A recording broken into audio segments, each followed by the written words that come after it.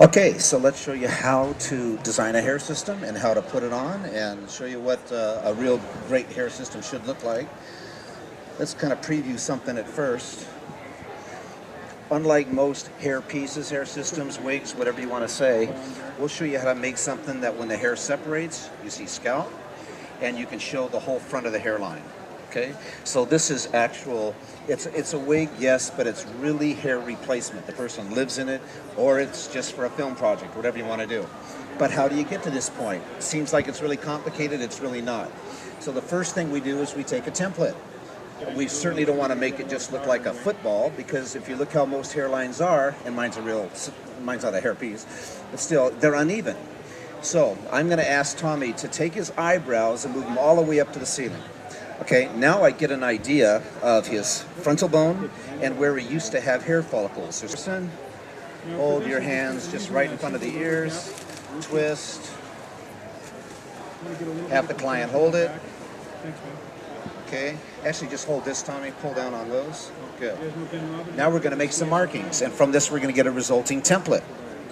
Okay, I always put in the lower recession line, just so, which helps me on placing the system later. Next thing what we need to know is the size. So if the actor just has no hair up here and you want to give him a real thin, grungy look or something, you just want to replace this here. You don't want to put hair over the rest of it. So mark where it has to be in the back, mark where it has to be on the sides. Just can't be any easier. If we really want to create something that would have all the elements of an own growing head, we got to figure that hair's either going to be clockwise or counterclockwise. Any of you that do a lot of I'm going to put my crown right here. Some of these hairs, it's left center because some of the hairs would have enough strength to actually go over the high point of his head. Okay. And then you just take some tape. And with the tape, you make about 2 coatings, 2 layers, overlap each time. And you can do anything with these. You could change the density, change directions of knots, change the type of hair, add hair with texture, because the lace has to fall exactly on the forehead. The system has to know exactly where to sit, because people have bone structure, you know, and if you got a high hump and you're off this way, you're going to have gaps and bubbles and things like this. So this is very, very important. But with this, we can do anything. If you could just take that step, we can help you make hair for any project that you're on. So when they're on the scalp, they look incredible. It's going to look like it's growing right out from the scalp. And then we're going to put on primer. Now these products have been developed by Premier Products. It took about a year to develop these things. They're really, really, really effective and good. They clean up well, they don't irritate the skin. And primer is a polymeric barrier, so it'll protect you from whatever kind of adhesives you're using. It's non-sticky, but it just prepares the surface. And always as you're putting the ball cap on, all the directions should be dries very fast. So I'm going to stand behind him, kind of guesstimate where this should sit. Really, when you're standing over your subject, actor, client, whatever, you can almost tell if you're this way, this way, this way, this way, too low, too far back. You can almost just feel it. You hardly even have to look. And if they're made properly, you know, they're really easy to place. But even though we haven't cut the lace off yet, I want you to realize that already this doesn't look like a normal hairpiece. Let's get all this off the adhesive. All these black knots have disappeared. Because remember, we got to tie every one of those hairs in. There's no black knots. Also, when the hair separates with gravity, you know, we get scalp. You don't see that with systems, especially systems that have dark hair. And I'll tell you, if you're doing high definition, on a set, or God, even if you're just doing something for the street, if people are looking at someone and they see hair coming out from the skin and they see hair coming out from the scalp, there's no way that anyone would ever think it's a hair system. The key to getting the right densities is to make them the right densities and never thin.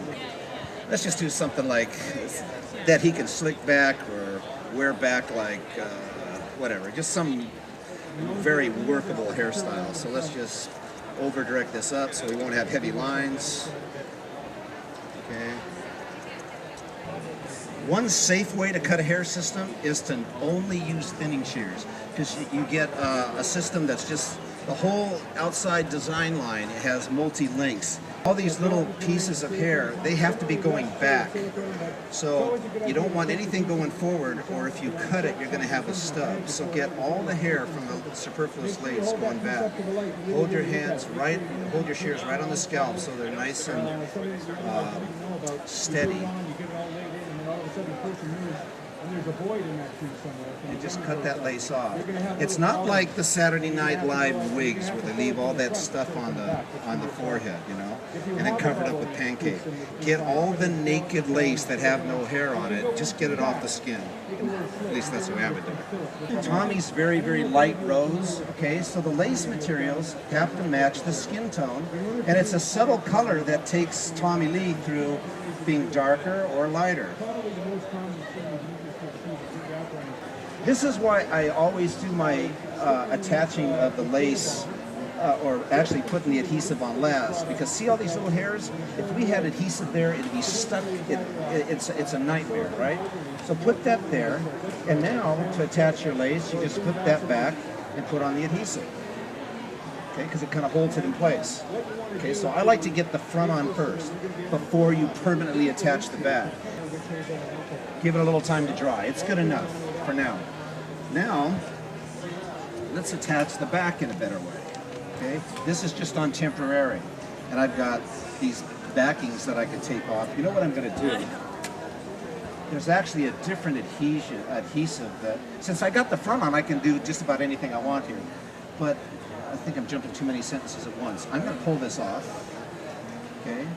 One thing you might want to remember is this really needs to be cleaned out very well so that it's sitting not over too much hair. Okay. If you have an actor that wears these on the street and he's on sets, and if he's in a love scene, he doesn't want anyone finding an edge or the makeup artist finding anything, right? So instead of using tape, which makes the edges just a little bit thicker, let's use a liquid adhesive. Now I already put primer on his scalp, so his scalp's protected, but this is almost inert anyway. So I'm going to go around the perimeter. Now, if this was someone that wore this every day, now most of my people are actors that really wear this all the time. They do not want to be busted. It's not like Bruce Willis that'll just wear it for a scene or something, or, you know, a movie. Most of my people live in these. As does Tommy. He makes movies. Which is nice of him to model for you. Most people keep this under wraps, but Tommy's modeling for me, actually. Yeah. Okay, so it's nice and sticky there, see? It's sticky, but it's not a thick layer of goop. And you don't want it too thick, or because if your material is this thin and you got this much goop, it's going to go through and grab the hairs, and you're going to have stuff that's all gummy. But right now, see, that's nice and sticky. Okay, pretty good. Now you can lay, well actually, for streetwear, 2 weeks, 2 coats. 2 coats. If this was all lace, this is what we call a minimal. I also have something like if money's no object, the guy's a working actor that